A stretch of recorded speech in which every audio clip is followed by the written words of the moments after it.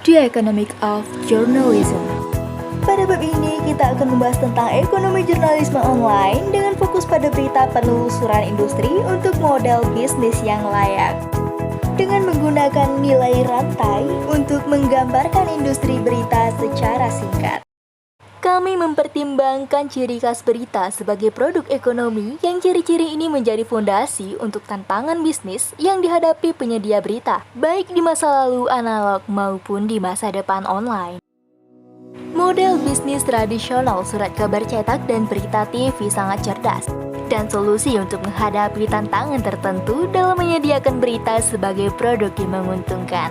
Tetapi mereka mengandalkan serangkaian kondisi tertentu yang mulai runtuh sekitar 30 tahun yang lalu.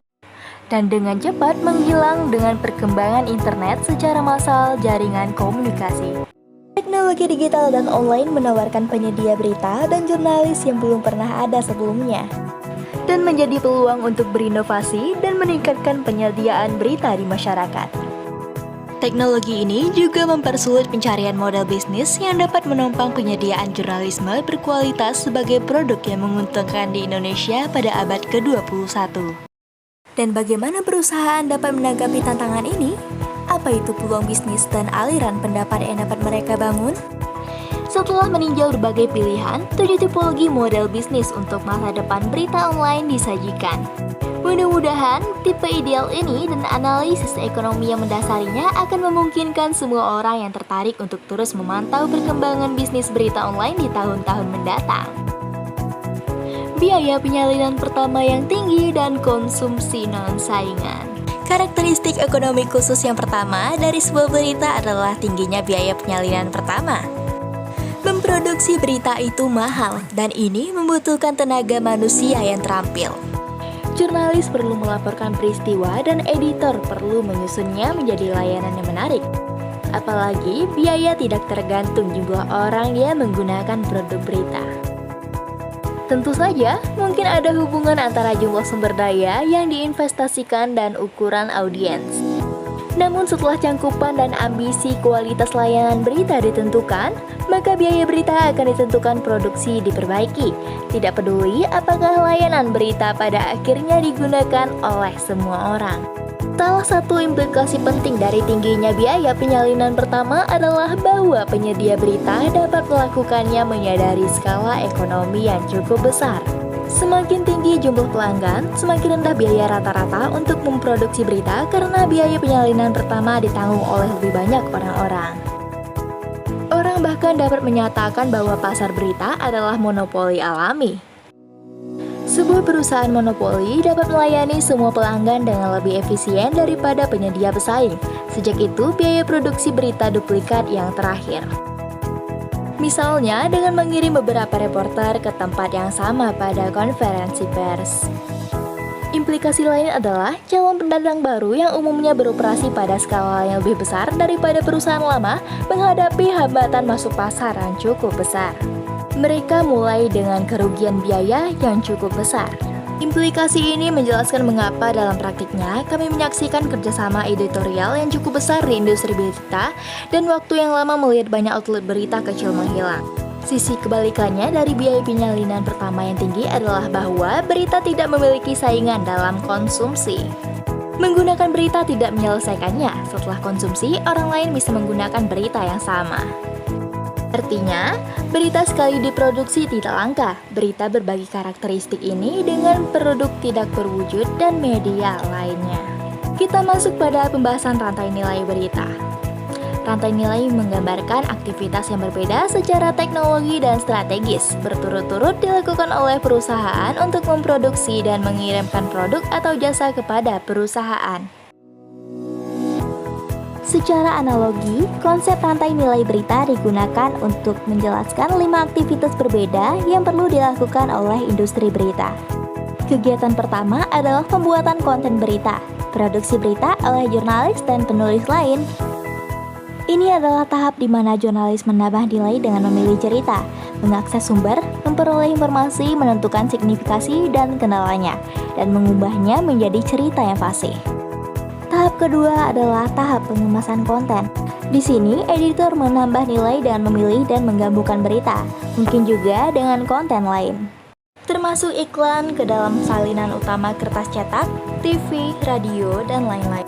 Ketiga dan keempat adalah reproduksi dan pengiriman konten. Biasanya ditangani oleh Departemen Teknis, bergantung pada medianya. Ini adalah aktivitas terpisah seperti dalam media cetak atau terjalin.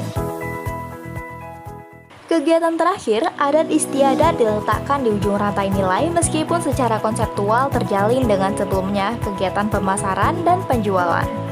Bagi media pemberitaan, ini tidak hanya menyangkut pemberitaan pasar, yaitu pemasaran dan penjualan berita kepada pembaca, pemirsa, pendengar, dan online pengunjung, tetapi juga untuk beberapa media, bahkan terutama pasar periklanan, yaitu pemasaran dan penjualan slot iklan kepada pengiklan. Bab berikutnya adalah keunikan berita sebagai produk ekonomi. Hampir basa-basi bahwa berita bukan sembarang produk lainnya. Jelas, berita punya fungsi politik dan sosial penting yang sangat diperlukan untuk barat modern demokrasi. Tapi juga dalam analisis ekonomi yang ketat, berita memiliki ekonomis yang khas yang membedakannya dari produk ekonomi standar. Sifat ini menjelaskan mengapa sulit, terkadang tidak mungkin memproduksi dan menjual berita sebagai produk komersial. Pengecualian non-pembayar. Ciri khusus kedua dari berita sebagai produk ekonomi dapat dilihat di sini. Karakteristik ini terkait dengan sebelumnya yang satu, karena berita tidak selesai saat digunakan dan karena biayanya tidak meningkat saat lebih orang menggunakannya. Pengguna dapat dengan mudah berbagi atau menyebarkan berita. Kita dapat melihat contohnya di bawah ini dengan contoh Belanda. Pembaca berita online juga dapat mendistribusikan kembali akun berita menarik di blog beri-beri mereka, dan pengguna berita berat terus berlanjut informasi kepada warga yang kurang tertarik dalam arila. Seperti yang diilustrasikan oleh contoh-contoh ini, tingkat non-accessibility sebenarnya bervariasi secara historis dengan karakteristik teknik suatu media.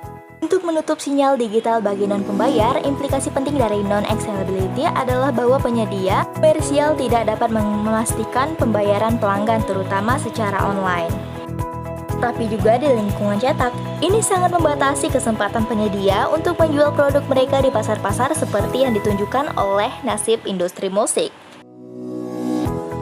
Berita sebagai barang publik.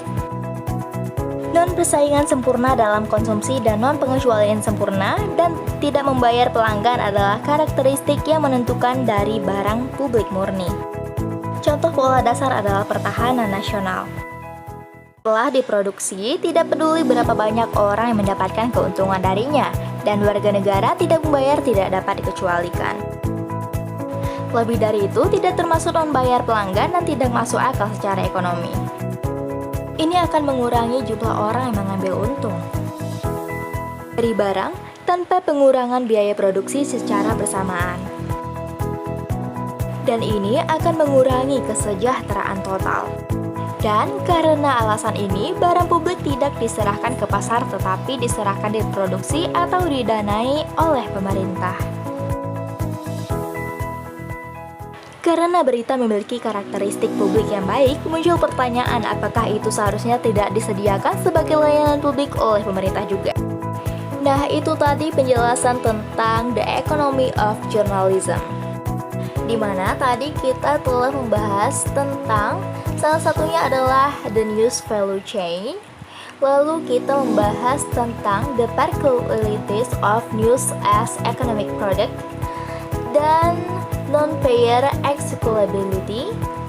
Lalu kita membahas terakhir tentang news as public good. Nah, setelah kita membahas itu tadi, kita lebih banyak menjelaskan tentang apa sih ekonomi di dalam jurnalisme itu sendiri. Nah, jurnalisme ini tidak hanya politik, pemerintahan, tetapi juga ekonomi. Sampai bertemu pada pertemuan berikutnya. Saya Meisha Humairah dengan NIM 118403200100 pamit undur diri. Tugas ini adalah mata kuliah jurnalisme online oleh dosen pengampu Bapak Asyari Abdullah. Dengan wassalamualaikum warahmatullahi wabarakatuh. Terima kasih semuanya. Sampai bertemu pada pertemuan berikutnya. Lebih dan kurang saya mohon maaf dan undur diri. Terima kasih.